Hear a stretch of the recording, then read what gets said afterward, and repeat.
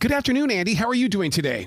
Pretty good, Michael. I got to tell you, I really love the title of this tour because it says so much, and it just really it encompasses everything about you. The Cracked Lens and Missing String tour, because your photography, your music, everything is going to be coming to life on this tour. Yeah, that is really what it is, and I'm surprised it took me so long to actually pull it all together. But I was doing it, 3 years ago, and then got struck down by the pandemic, just like everybody else. But I'm really happy to have. Are you taking a camera lens with you? Because you make such great documentaries. It'd be really fascinating to watch this whole entire thing come to a theater somewhere where, look at what Taylor Swift is doing and things. I would love to see this on a big flat screen TV as well. Yeah. Well, actually, we have had a great photographer that I'd already made another TV show with earlier in the year. And he was with me, and we did he came to 3 shows, photographed the show, and we did a whole 3 days in New York City. So you might be right. It might be that we'll see where it goes. We're going, well, we're not sure what we're going to do with it. It might be just social media. I'm thinking that we got enough stuff and a lot of very funny stuff that could actually be a documentary, like a actual movie. So you're right on it. Yeah. Don't you love being inside that intimate theater in the way that you can see the reaction from the fans up close instead of being in that it's big nice, arena? it's sort of a bit like the old days. You play in a stadium, it's like, yeah, they're out there somewhere, but it's a very different experience. This is where you're really on stage. People can see you, and you have to be very honest and very what's the right word? In your mind, in your body. You have to be very present. Because I talk to the audience quite a lot. I tell 4 or 5 stories, which go down really well. But there's nothing else. You're naked. You're there, and that's it. And then I go back to playing the guitar. That's so funny that you say that, because I just read an article about how Hollywood needs to learn from the musicians right now, because you've mastered the art of storytelling, and that's what people are really craving right now. Yeah, I mean, I'm going to meet another guy later today that we've been talking about doing a sort of a special kind of guitar show, that guitar around the world. But he said, he's a guy who's in the business like a producer, but he's telling me all they want now is music. They want music. And so anyway, I'm going to meet him later today. When you're up there with all the photos and the music, does it feel like that you are the inside sleeve of that album? Because when you're telling the stories and we see the photos and things, oh my God, that reminds me of the album days. Yeah, I think we all, those of us who are of the right age still miss our vinyl LPs and all the rest of it. There was, you can't put a photograph on a stream or something. We used to have so much fun. Well, I've had a lifetime of it, putting your albums, even CDs, and really working out the artwork and all that, and how you present it. It was always great fun. It's such a joy to do all that, and now it's kind of gone. Although they do, my last 3 records all were made as long, play vinyl albums as well as CDs, and so I had some fun with them. And I think we've got to the point where you can make vinyl albums of your current record, and it sells better than the CDs. I can't imagine what went into building the show, because with the photography as well as the music, and now you've got to be on that stage, and the right photo has to be up there. To build it, you're orchestrating a brilliant piece of artwork each night that you hit that stage. Yeah. Well, it did take some time, and I kept changing it.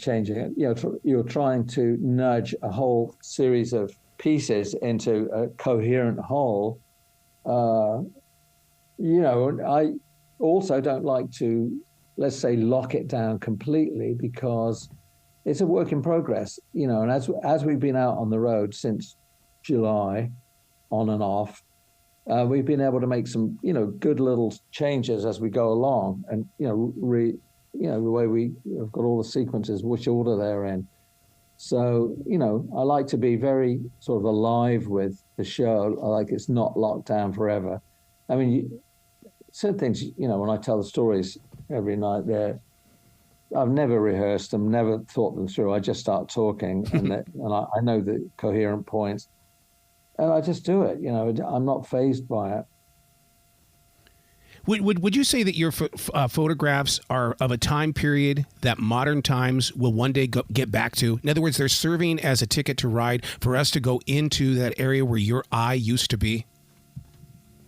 Yeah, that's a really good point. I mean, at the end of the show, for instance, right on that point you're making, I finally sort of give them what you want moment, and I play 3 Police songs, and I used all that, well, not all of it, but all the photography I shot all over the US in the 80s with the Police.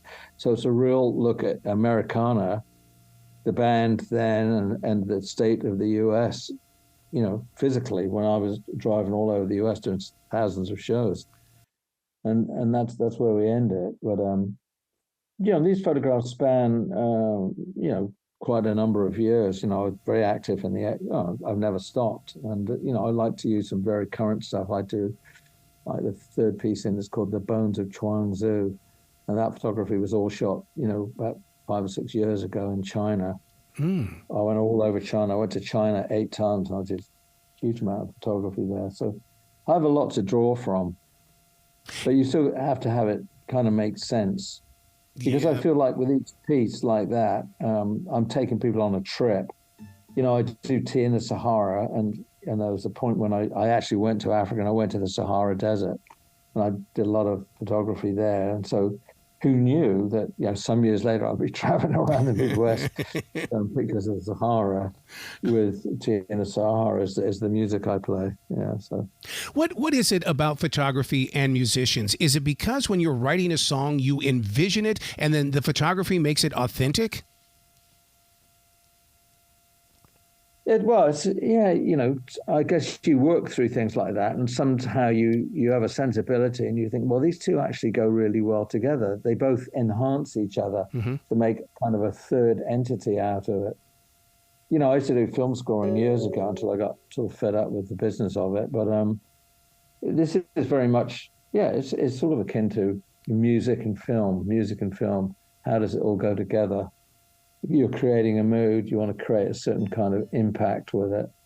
What listeners need to understand is you're also a brilliant short story writer. And I think that's so fascinating how you've tapped into that energy as a writer with what you're doing with photography, what you do with music. As that writer, though, do you hear music when you're putting those paragraphs together?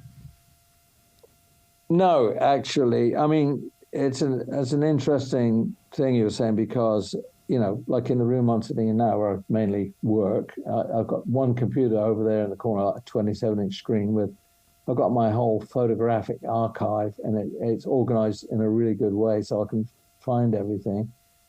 And, I've tried putting sequence together, playing music in the room at the same time. Sometimes I'm into it, sometimes I'm not. Sometimes it's nice, just sort of something there in the background. And then with writing, no, I can only be in the writing, because I'm trying to write sentences that have musicality, if you like, because I'm, as a musician and as a,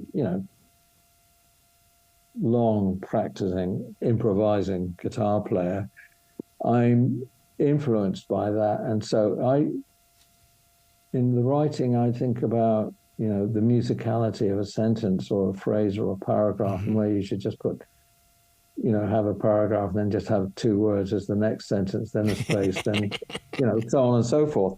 It's rhythmic and musical. Yeah, because my last book, I did exactly that. There would only be two words in that entire sentence, and I felt, man, are readers going to get this, or are they just going to think this guy needs to go back to grammar school? That's very hip. It's modern. I like that.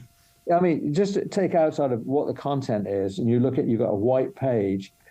Just look at it in shapes of where the lines are. How much black do you want there? Then there's one line of black. Then there's more white. Then there's 2 strips. The actual page, the sort of graphic look of the page, is something as well.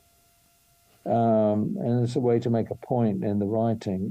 It's really important.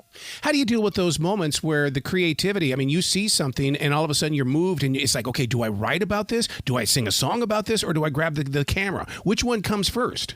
Well, that's a great point. I don't know if I do that. If I'm with a camera, I'm probably just going to like, oh, I like the way those two things are playing off each other. I don't think I actually think of all three things at once. I think you'd probably end up in the insane asylum. Yeah, because I've always based things like that on just different sides of your personality or mindsets. And you don't seem to be the type of person that has to be in the mood to be creative. It just happens. Well, listen, when I go out on tour and I go, okay, I've got the cameras, I'm going to go out. I get into very much a photography mindset. So it's after a while, everything looks like a picture to me, but you can't shoot everything. But let's say your visual sense wakes up, you reawaken it. Oh, it's back. Okay, I'm starting to see again. And so it is like that. And then, obviously, if I pick up the guitar and I start playing, then it's all that stuff starts to come back. So now on this current tour, will you get out and explore some of the towns that you're going in? Yeah, I have. I actually had very incredible experience in photography. Let's say within the last week, the last show was a place called Greensburg, which is essentially Pittsburgh. And Pittsburgh has got these incredible, or had, the steel mills, the furnaces, there's amazing, like, industrial things from the 1880s. And I had said to the guy who was with me, like the sort of tour manager, when we go to Pittsburgh, I want to go to one of those things. I thought they were all still there because I remember them years ago, and it was like the old industrial age. There's only one set left. And we found out that you could do a private tour. And so, on the day, I think I did play that night. So we went to the Pittsburgh area earlier in the day. It was between 12 and 2 to do a 2-hour walkthrough of this amazing place. And I got to tell you, this guy was pretty sweet, funny, funky guy. He was the tour guide, and he oversaw tour holding because it's really like a museum. It's like a whatever you call it, the last remnant of the incredible industrial age with all that, they produced coal, coke, oil. And so you walk through this building, which is completely rusting, and so many levels and areas, pipes, cauldrons, furnaces. It was absolutely mind-blowing. One of the greatest things I've ever done in my life, I think, was walking through that building. I almost go back.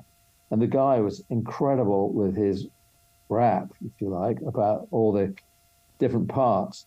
But it was kind of overwhelming. I've never seen anything, because it's all rusting steel. Yeah. Yeah, it was fantastic. And of course, I was shooting like mad because I've never seen anything like it. Like an amazing monument. It was like a sort of artwork in rusting steel. Incredible. That's the craziest thing about time is that, you can't rush time. And when that's why that picture is so brilliant, because I was sitting here thinking about the factory you're going through, thinking about the men and women that put that building together. It's almost like they gave it to the future. And then the vision you get for it now is because somebody was there long before us. Yeah, well, the lives and bodies that went through that place, or, there were several of them in the old days. And I think this is the only one that's left. Amazing, the workers who were in there in this incredible heat, where they heat things up to 4,000 degrees. And man, it's another era. And, I was incredibly impressed by it. Wow. It has this presence, you're inside this thing going, I can't believe what I'm seeing. Is there a side of your creative personality that you would like to set up, maybe even just a 6-string guitar and just sing in there just to hear the acoustics? Well, eventually, this guy was so accommodating and nice to be with. I said, man, I could shoot a video. He said, oh, don't worry about it. They've already done it. They're on it. People have done it, It's got an incredible visual. It's so visual. Amazing. It's like a palace of steel. I don't see anything like it, but it's still there. You should go and take a look. See, that's what I love about your photography. It's almost like you are the tour guide as well. And so maybe even when you're sharing it on the stage, are you impersonating that guide that took you through that factory? Well, it's a nice way to look at it. Yeah, because, for instance, I went all the way through China and all these places. And so, in a way, I feel like on some level I'm saying this is what I did in my life. I went and saw all this and I sort of documented it, and I was very moved by it. And so now I'm going to show it all to you, and I'm going to play the guitar to it. So, yeah, Yeah, I mean, I do it with, let's say, I'm not just tossing it off lightly. These were intense travels, and it's all done with a lot of soul. So, and I think people are sort of getting it. One of the things I wanted to ask you about being that author, you seem to be the type of person that would use a writing instrument. Do you write it out first, or do you go directly to the computer? Because I love the way that you write. Oh, thank you, mate. Well, I have notes that, I remember when mostly I think I start sketching it out in my head. Yeah. I mean, it is a process and it's technical to a degree, and you've got to sort of know what you're doing. I have ideas, and then like, okay, this, like say I wrote about some guy with a guitar and I don't know, some situation he's in, I get a few notes, and then I think probably the next way to proceed with it is to actually start writing it and see if anything comes, like you get more ideas and you kind of build it until finally you've kind of got the whole thing, and then you probably rewrite it. Yep. So it's really, in whatever people think, it's all in the rewriting. I mean, I've got the contract, the next book, which is called The Trouble with Guitars. And the idea of it, the concept is that my life has been marked by guitars, Stratocaster, Gibson 335, whatever, so since I was 11 years old, there's always been the guitar, the Telecaster, for instance. So I came up with about 30 guitars that sort of marked stages of life in my life. And basically, I'm at that age, whatever it is, 18, 28, whatever, and with a certain guitar. And then it's what was going on in my life. And mostly, of course, it's all like tricky circumstances, what I was going through at various stages. But that I had this one guitar, and that's sort of the idea too. So it's sort of, I guess you call it biographical. Wow. But the guitars are the signifiers along the road. And so I pulled it out yesterday because I'm sort of in the middle of the process with the publisher, and I was checking all the writing and spotted a few things here and there. You've got to come back to this show anytime in the future, Andy. The door is always going to be open for you. That's very kind. Well, thank you. I really appreciate that. You be brilliant today, okay, sir? All right. Thank you. Thanks for the interview. Night talk. Thank you.